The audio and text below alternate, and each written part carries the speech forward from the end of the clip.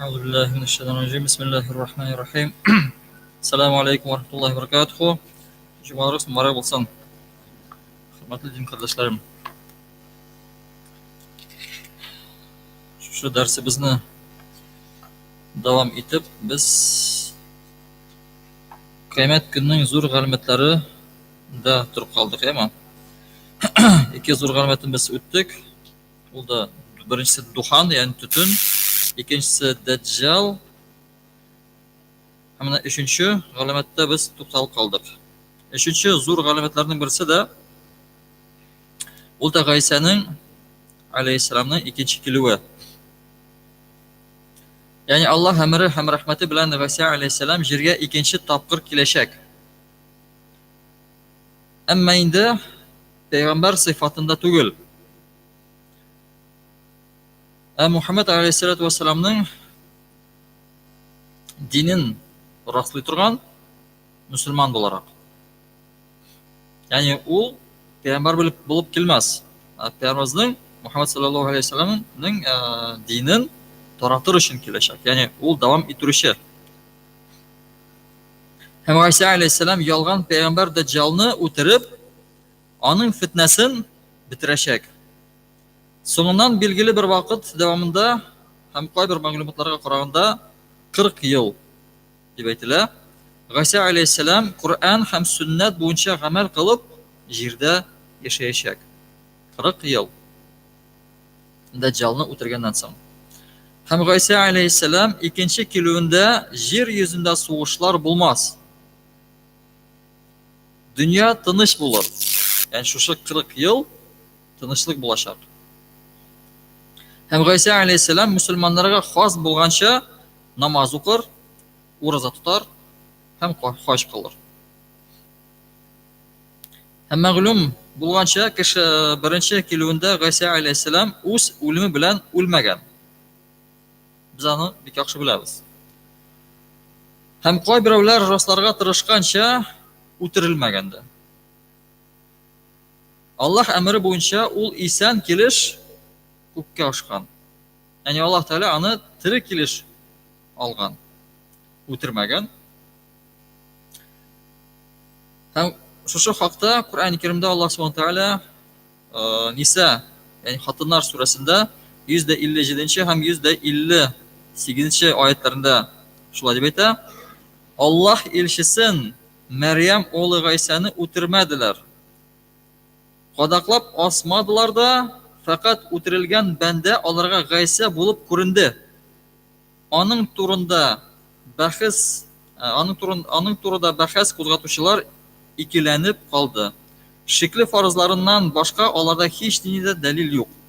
Dürüstten de onlar onu o'tirmadi. Yok, Allah onu o'z huzuruna aldı. Allah izzat ve hikmet iyesidir. Yani Allah subhanahu wa ta'ala Kur'an-ı Kerim'de de aytadi. Onu o'tirmadilar. Yani G'aysa alayhissalom o'tirilmadi.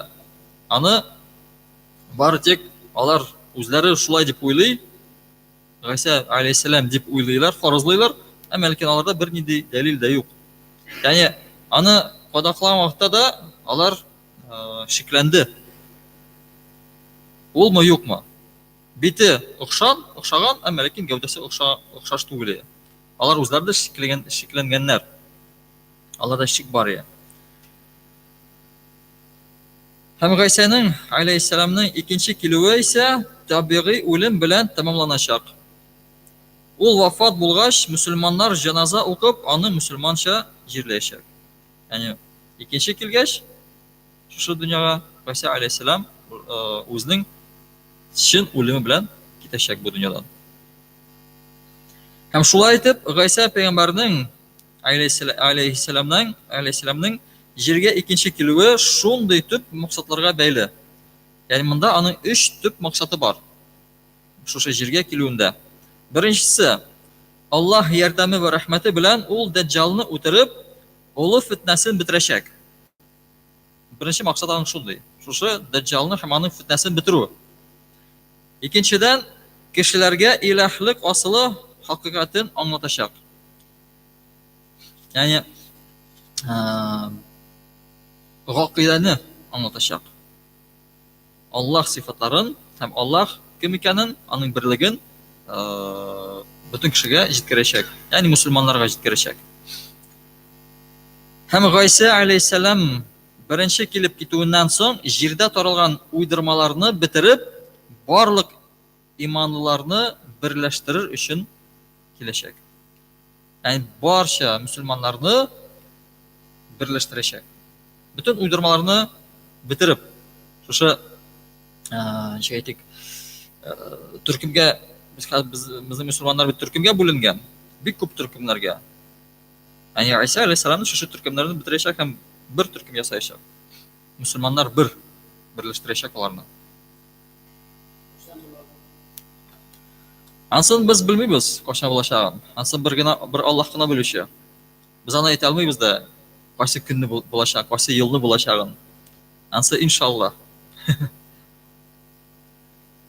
Һәм дүртенче зур галәмәт тә ул да Яҗуҗ Маҗуҗ. Бу бер халыктыр.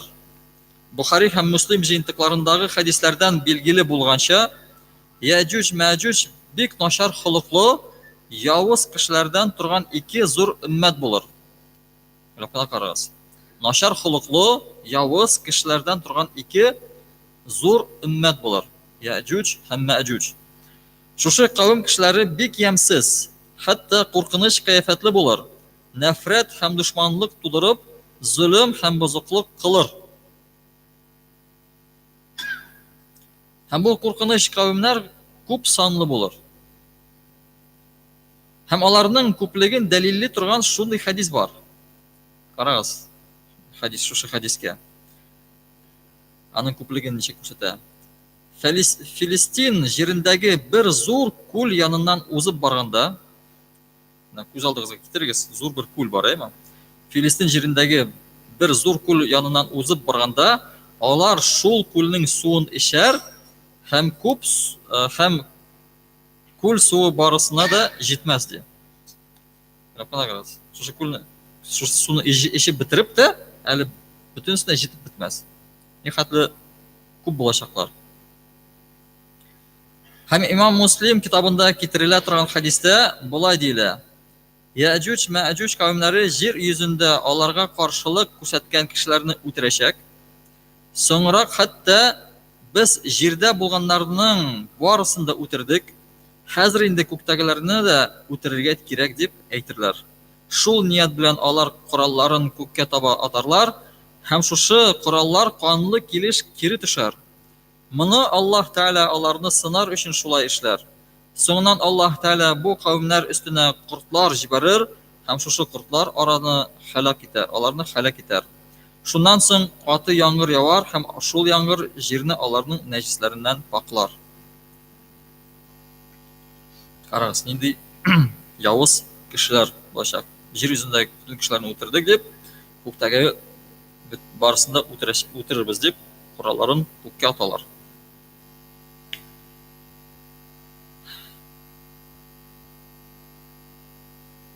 Һәм бишенче зур галәмәт. Кояшның бату ягыннан чыгуы. Кояш, без беләбез, бер яктан чыга, икенче яктан бата. Һәм сез хәзер күз алдыгызга китерегез, кояш баткан җирдән чыгачак.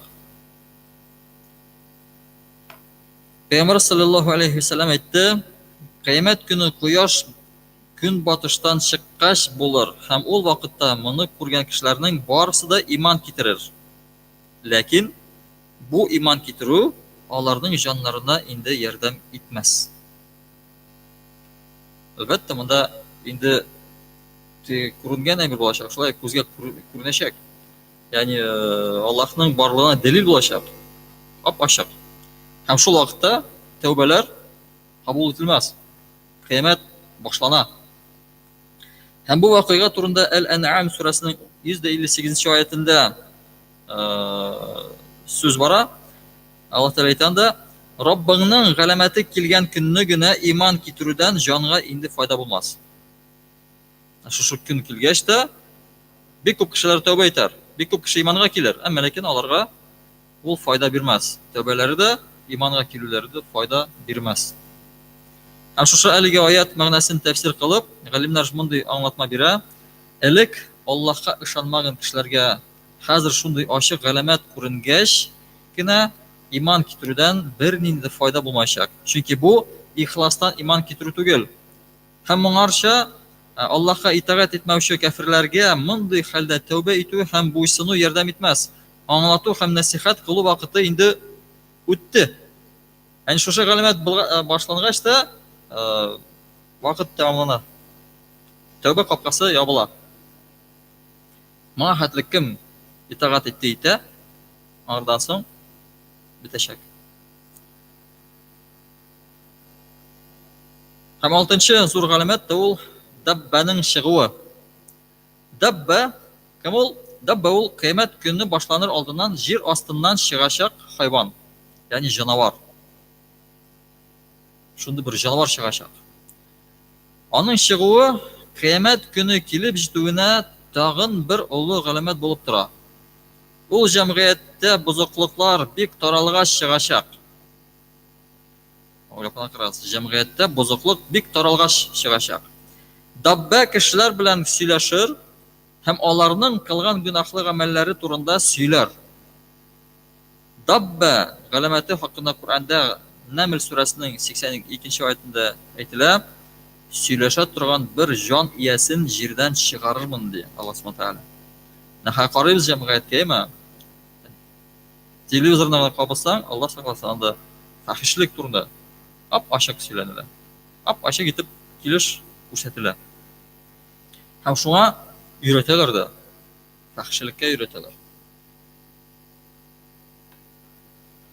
Ягъни андый көн якынайган саен якыная. Бузыклык таралган саен тарала, кыямәт көне якыная. Һәм даббаның чыгуына да әз калма дисәк тә була.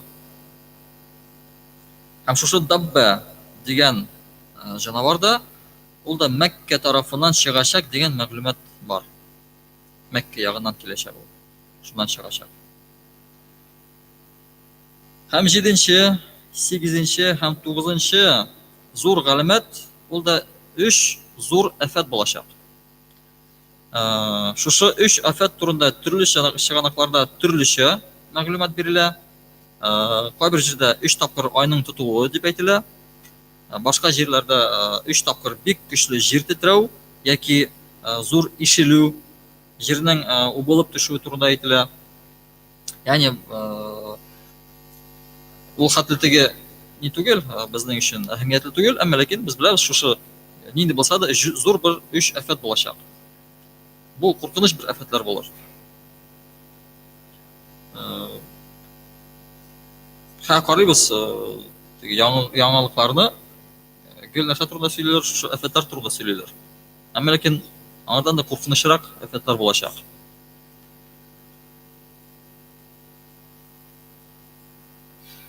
Һәм 10нчы зур галәмәт ул да кешеләрне җыячак ут.